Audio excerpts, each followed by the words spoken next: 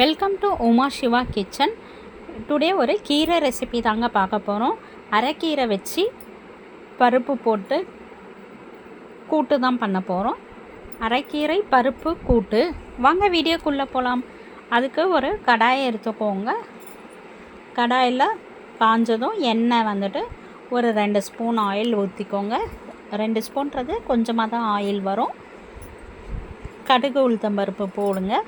நல்லா கடுகு உளுத்தம்பருப்பு பொரிஞ்சதும் கீரையை வந்துட்டு ஃபஸ்ட்டே க்ளீன் பண்ணி நல்லா குட்டி குட்டியாக கட் பண்ணி வச்சுக்கோங்க. அப்போ தான் நல்லாயிருக்கும் இந்த கூட்டுக்கு.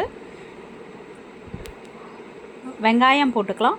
வெங்காயம் வந்துட்டு நான் ஒரு வெங்காயம் போட்டிருக்கேன், மீடியம் சைஸ் வெங்காயம். நான் இப்போ சொல்கிறது ஒரு அரைக்கட்டுலேருந்து 3/4 கட்டு இருக்கிற மாதிரி கீரைக்கு தான் நான் அளவு சொல்கிறேன். ஒரு 2-3 காஞ்ச மிளகாய் வந்துட்டு இந்த மாதிரி பிச்சு போட்டுக்கோங்க. ஸோ எல்லாத்தையும் நல்லா வதக்கி கொடுத்துக்கோங்க. இது ஒரு நல்ல காம்போ ரைஸுக்கு ரொம்ப சூப்பராக இருக்கும். ஸோ நல்லா வதக்கி கொடுத்துக்கோங்க. கீரை சாப்பிடாதவங்க கூட சாப்பிடுவாங்க இந்த மாதிரி நீங்கள் செஞ்சு கொடுத்தீங்கன்னாக்கா. கொஞ்சம் கண்ணாடி பதம் வந்தவொடனே நான் வந்துட்டு ஒரு அரை கிளாஸ், சின்ன கிளாஸில் அரை கிளாஸ் தான் சிறுபருப்பு போட்டிருக்கேன். ஒரு கைப்பிடி சொல்லலாம். சிறுபருப்பு வந்துட்டு வாஷ் பண்ணிவிட்டு நம்ம இந்த வெங்காயத்தோடையே நீங்கள் நல்லா வதக்கி கொடுத்துக்கோங்க. 1லேருந்து 2 நிமிஷத்துக்கு வதக்கி கொடுத்துக்கோங்க. எப்போவுமே குக்கரில் செய்கிறத விட இதை மாதிரி செஞ்சிங்கன்னா ரொம்ப டேஸ்ட்டாக இருக்கும் உங்களுக்கு. நீங்கள் வேணும்னா அலுமினியம் பாத்திரம் இருந்ததுன்னா பாத்திரத்தில் கூட, அகலமான பாத்திரத்தில் இது மாதிரி செய்யலாம். தண்ணி ஊற்றிக்கலாம். தண்ணி வந்துட்டு 2லேருந்து 3 கிளாஸ் வந்துட்டு தண்ணி ஊற்றிக்கலாம். தண்ணி ஊற்றிட்டு நல்லா எல்லாத்தையும் பருப்பெல்லாம் ஒரு சேர கலந்து விட்டுக்கோங்க. நல்லா பருப்பு வேகணும். வெந்தவொடனே தான் அடுத்தது நம்ம மற்றது எல்லாமே ஆட் பண்ணணும். இப்போ பாருங்கள், நல்லா பருப்பு கொதிக்குது. ஒரு 3/4 வேக்காடு வந்தவுடனே இப்போது நம்ம கீரையை வந்துட்டு இதை மாதிரி க்ளீன் பண்ணி குட்டி குட்டியாக கட் பண்ணி வச்சுக்கோங்க. காம்பு கூட சேர்த்து போட்டிங்கன்னா நல்லாயிருக்கும். இந்த மாதிரி இளங்காம்பாக போட்டுக்கோங்க. குட்டி குட்டியாக கட் பண்ணி இந்த மாதிரி வச்சுக்கணும். ஸோ அப்படியே வச்சுட்டு தேவையான அளவு உப்பு போட்டுக்கலாம். நல்லா கீரையோட கலர் கூட நம்மளுக்கு சேஞ்ச் ஆகாது. இப்படி செஞ்சிங்கன்னா டேஸ்ட்டு வேறு லெவலில் இருக்கும்.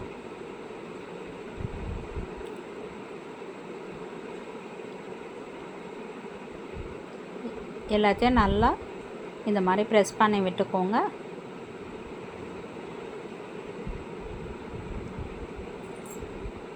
இப்போ மூடி வச்சுருங்க.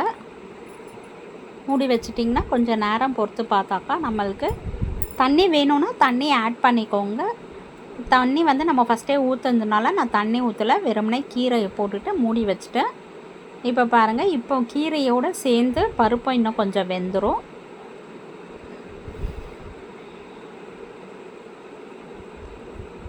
நல்லா பருப்பு வந்துட்டு குழ குழன்னு வெந்துட்டு இந்த கீரையோட குழ குழன்னு வெந்ததுன்னா எல்லாத்தையும் சேர்த்து நீங்கள் கடைய தேவையில்ல, அப்படியே எடுத்து சாதத்தில் போட்டு சாப்பிட வேண்டியதுதான். இன்னும் கொஞ்சம் தண்ணி வந்துட்டு நம்மளுக்கு கீரையும் வேகணும், தண்ணியும் கொஞ்சம் வந்துட்டு அப்சர்வ் ஆகணும். அது வரைக்கும் வச்சுருங்க. சிம்மில் வைங்க. சிம்மில் ஹை ஃப்ளேமில் மாற்றி மாற்றி வச்சுக்கோங்க.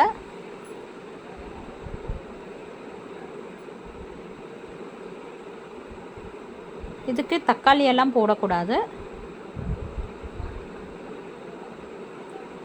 குழந்தைங்களுக்கு கூட இதில் சாப்பாடு போட்டு பிசைஞ்சு ஒரு நெய் ஊற்றி கொடுத்தீங்கன்னா ரொம்ப சூப்பராக சாப்பிடுவாங்க. குழந்தைங்கள்லேருந்து பெரியவங்க வரைக்கும் இந்த மாதிரி சாப்பிட்டிங்கன்னா ரொம்பவே நல்லாயிருக்கும். நெய் ஊற்றி சாப்பிடும்போது நம்மளுக்கு டேஸ்ட்டு வந்துட்டு இன்னும் நல்லாயிருக்கும்.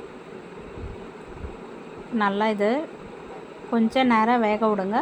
ரொம்ப வேக வச்சிடக்கூடாது. அப்போ வந்து நம்மளுக்கு கீரையோட கலரும் மாறிடும், டேஸ்ட்டும் வந்துட்டு நல்லா இருக்காது.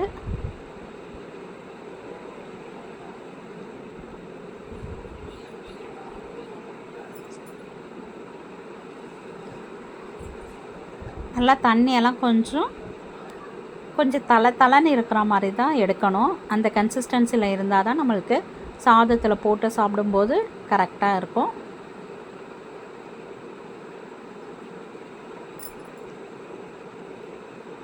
ரொம்ப வந்து ட்ரையாகவும் எடுக்கக்கூடாது. இப்போ ஆல்மோஸ்ட் தண்ணியெல்லாம் நல்லா இருந்துருச்சு. இப்போ பாருங்கள், சூப்பராக வந்துட்டு நம்மளுக்கு கீரை கூட்டு ரெடி ஆகிடுச்சு. அரைக்கீரையில் சிறுபருப்பு போட்டு தான் நம்ம செஞ்சுருக்கோம். சூப்பரான கீரை கூட்டு ரெடி ஆகிடுச்சு.